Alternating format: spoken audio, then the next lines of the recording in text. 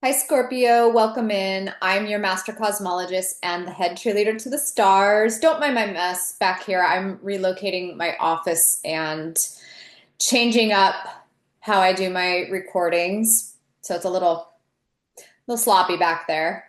But I actually feel like that's part of your message.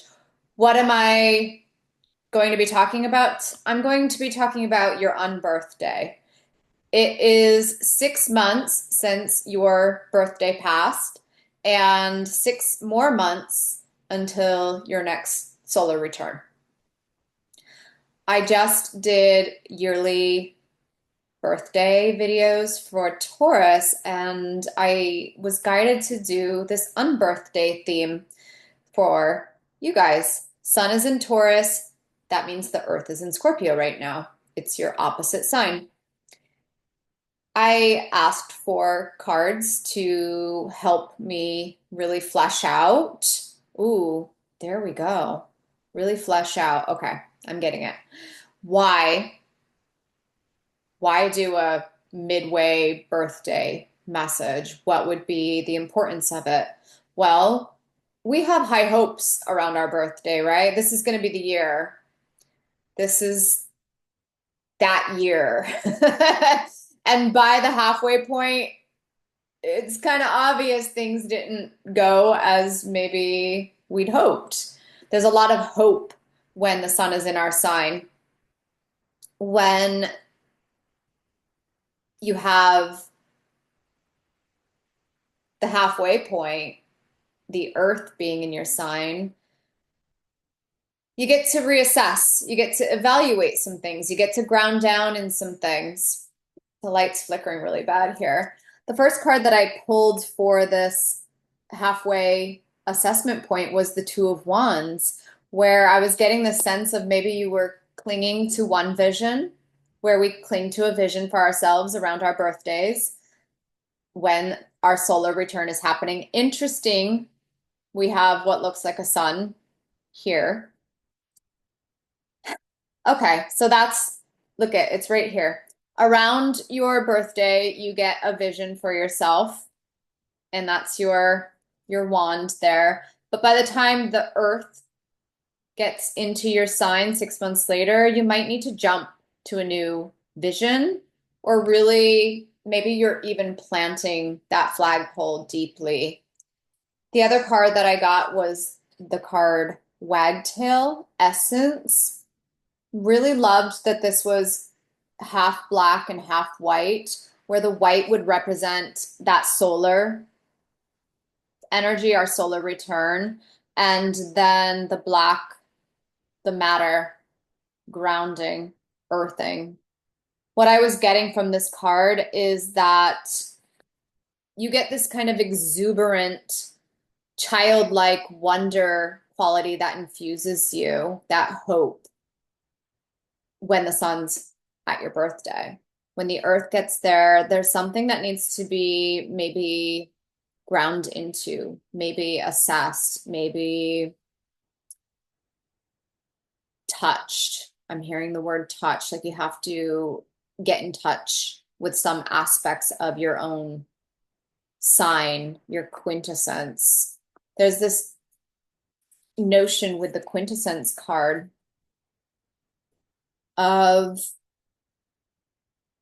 grounding into your native spirit, as in that connectivity of your sign with the earth.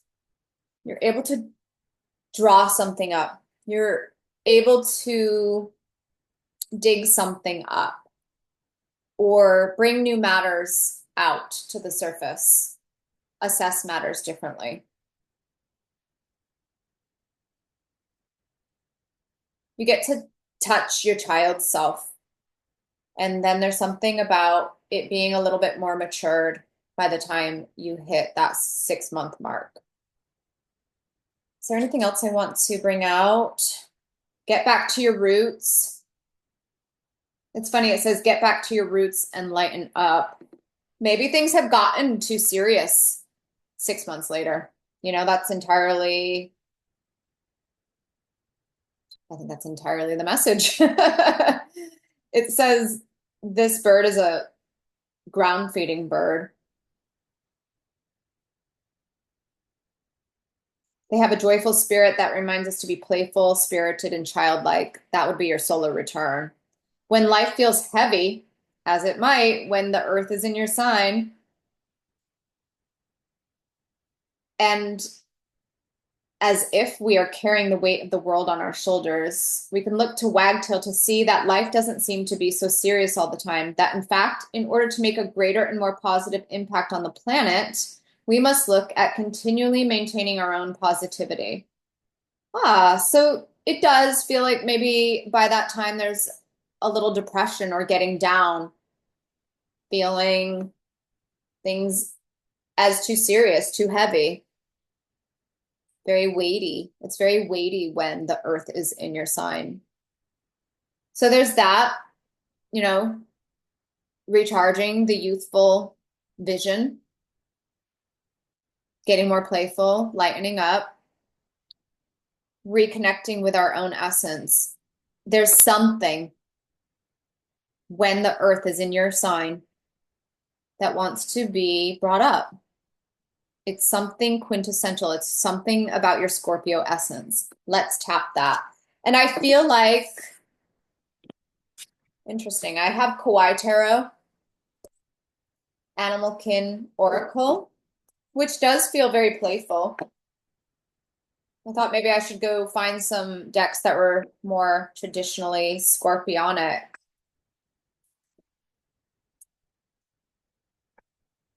I'm hearing you can lighten up. Oh my goodness. Look at that. The Hanged Man. You can lighten up. He's got a sun around his head. You guys are the sign of the underworld, of dead things, of corruption, of scary subject matter, you know? And there's this need to flip things upside down and see it on the bright side. We're stepping into brand new territory as well. It's not the old school ways any longer. This is what you might term new earth, new turf, where you're, oh, this is why, okay, this is why I'm being guided to do these messages for all of the signs. It might be just a this year thing. Maybe it'll extend into other years. It's because how your sign has always been perceived and needed to behave in the old world is getting flipped, because we're in new turf, new earth, and you have a new character and new MOO. I am calling our modus operandi our MOO in Taurus season this year, where you can show us a totally different side of Scorpio. You're not even going to be the same daggers, death stare, fierce creepers. There's a seriousness, and I know that's not all that your sign is by any means, but stereotypes. Maybe there's some stereotypes that want to be flipped around, and we get to see your quintessence in a whole new light. Go with an oracle card. How? Nourishment. That is funny. It's your opposite sign, first of all. The sun's in Taurus right now, Earth's in Scorpio. You're able to nourish yourself with things that matter right now. You're able to access a different type of nourishment than when the sun is feeding you. We'll go ahead and read that card because it feels like there's some good nourishment in there for you.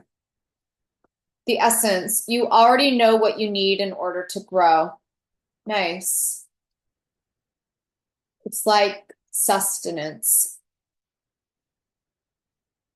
vitamins, soul food. You have access to it at that 6-month mark.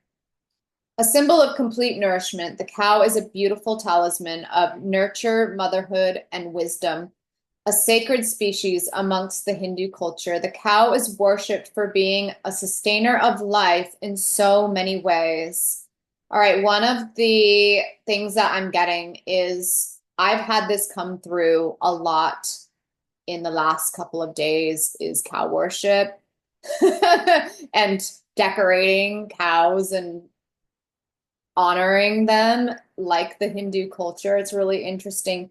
Soil is the sustainer of life. And in order to have healthy soils, we have to have healthy animals. We have to sequester the carbon in the ground. We have to have a functioning mycelial network. We need to compost death and transform it into soil. Soil is the basis, the nourishment for all life. You are the basis of all life, Scorpio. So from death comes new life and enrichment. Your new world, new era, new character, your new MOO, the new you has to do with the sacredness of our soil. Black gold, pay dirt. That's the cat. Rooms her tushy back there. Nice, classy. She's like, I gotta do what I gotta do. The cow is another gentle herbivore that is a true warrior of the landscape. She draws on her innate abilities to create and nurture other life, as well as continually doing the same for her own. I'm being reminded to remind you that when you have your sun in Scorpio, your earth, when you were born, is in Taurus. Your body, your expression on earth actually behaves more as a Taurus. Your heart beats with the quintessence and the inherent spirit of a Scorpio, but your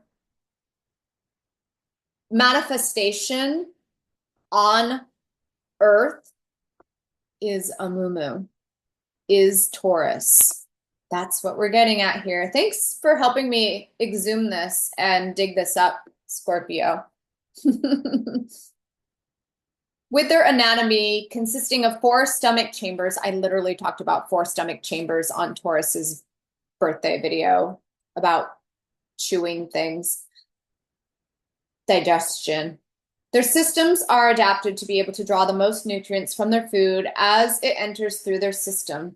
A cow's digested food undergoes many more processes than a human's system, thus being a great example to us that it is often not important what we choose to nourish ourselves with, but more about how we break it down and process it for our own growth and development. We can draw parallels to this with the things we choose to feed us, both the positive and the negative. They teach us that even though life can be filled with challenges, it is what we choose to draw from it that accounts for how we choose to shape ourselves throughout life. We heavily rely on this creature for our own modern lifestyles, yet when we shift our attention from what they can offer us in body and see that they are much more than milk, skin, and meat, we discover that they are actually teachers of making the most of what we have as a true Earth Mother teacher and how to nurture our creative selves. I'm about to burst into tears. I've been bursting into tears on all the videos lately. This is so rad. This is our entire new culture.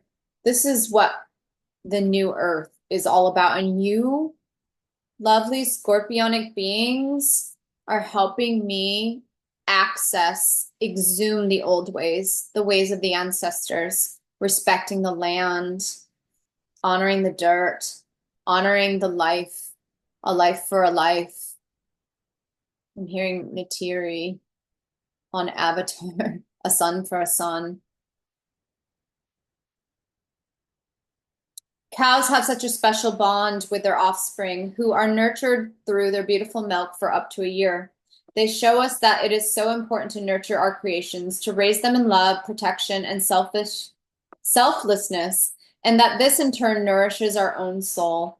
Cows, although a common symbol for physical nourishment globally, can also show us that to discover the key to whole nutrition, we must focus on strengthening our bond with our creative, physical, and spiritual selves, and that the best way to do this is to follow our own natural instincts and earthly wisdom.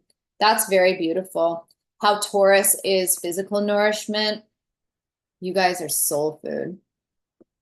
Soul food. It's invisible. It's intangible. It's the things that nourish us that are invisible.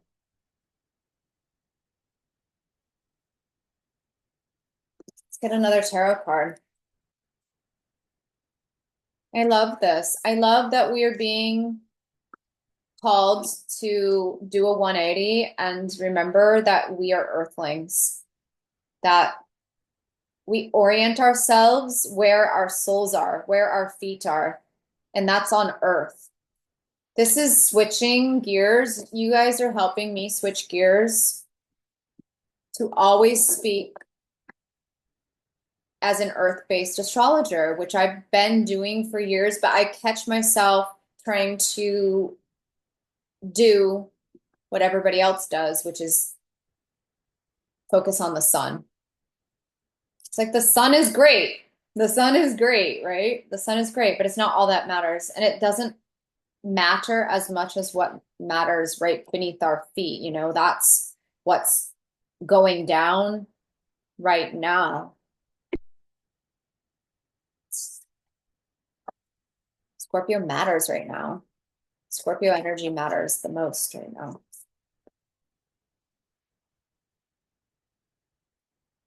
Seven of Cups.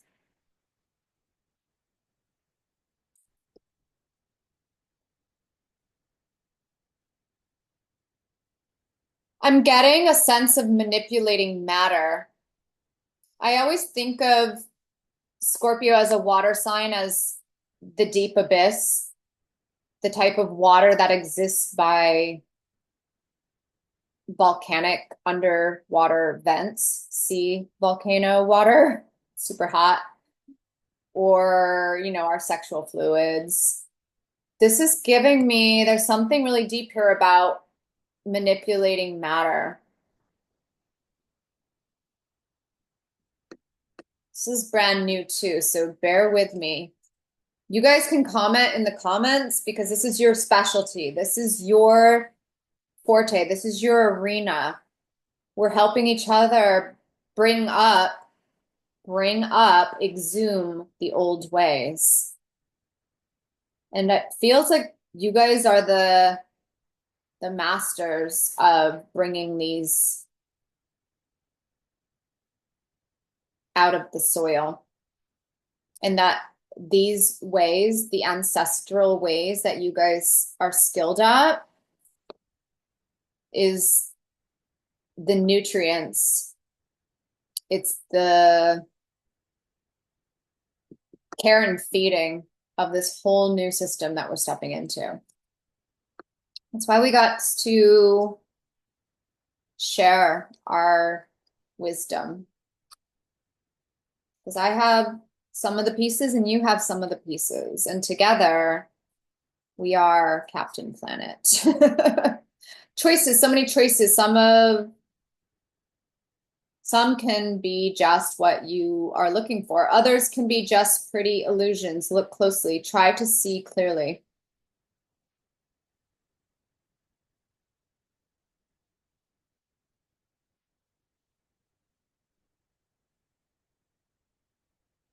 I'm sticky stuck.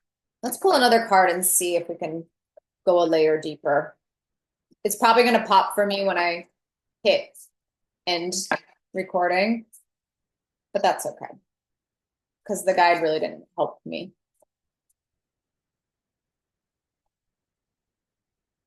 What else wants to come through for Scorpio? Ten of Wands and the Hermit.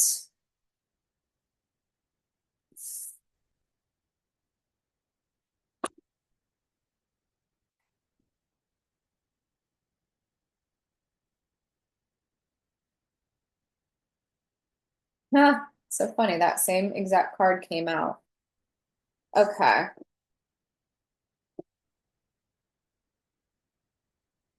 Oh, there's another card hiding stuck to the Hermit. Interesting. It was the Three of Wands.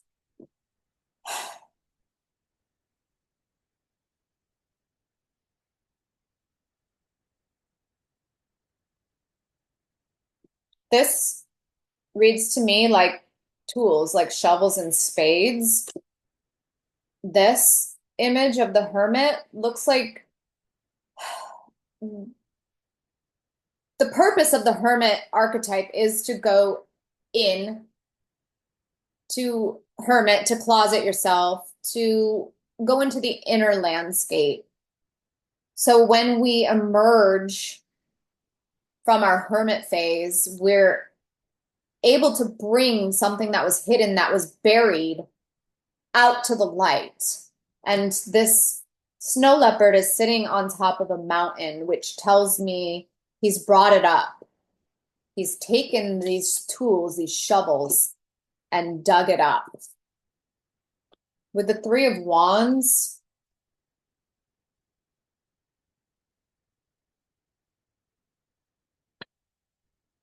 you have been successful, but there are still more challenges to come. There is also the potential of finding a partner who can help you achieve the kind of success that you have long dreamed of.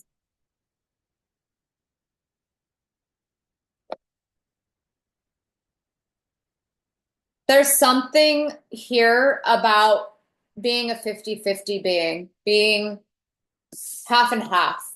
You're not all dark, you're not all light, you're 50-50.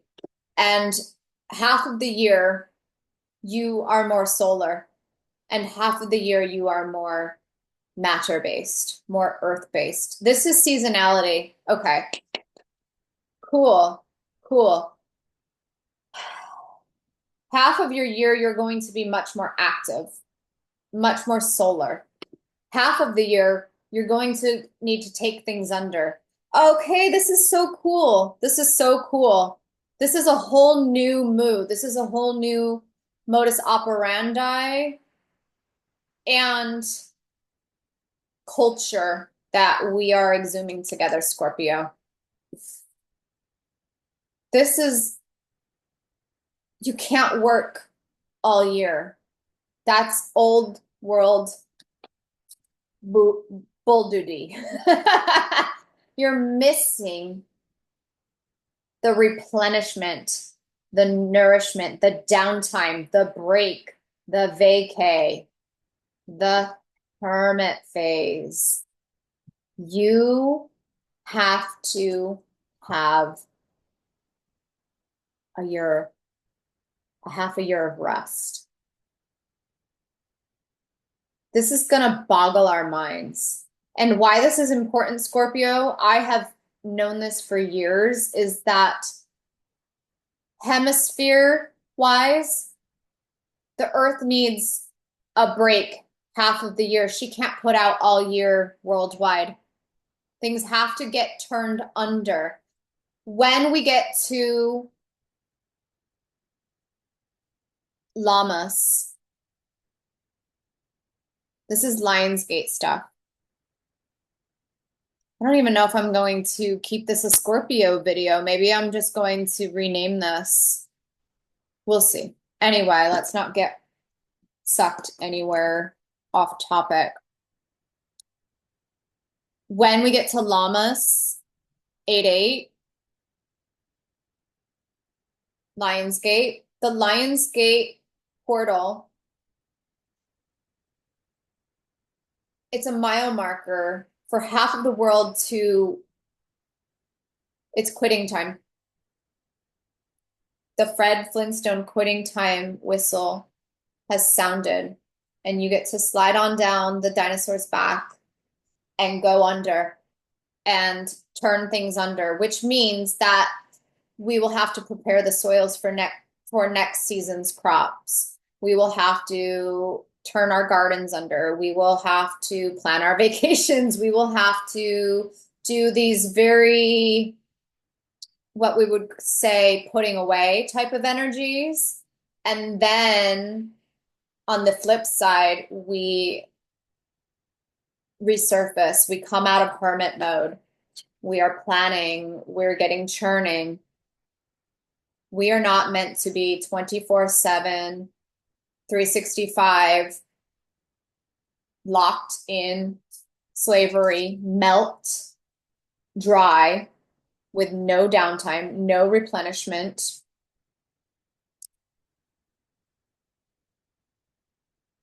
Soils overtaxed, overworked. We honor and thank the half of the planet that is working and is in service while we are on vacation mode and being served. And then half a year later, we take turns, we flip, and we treat them. You know, it's 50-50. It's a give and take. Bravo, you guys. Thank you for helping me exhume the old ways. I am completely in love with this message. I think I'll leave it as your Scorpio on birthday message, but I will also put it out there for everybody else because this is a big deal. It's a big new deal. The ease life. We love what we do. We do it when we do it. And then we get to chill. We get to chill. We get to turn under. So rad.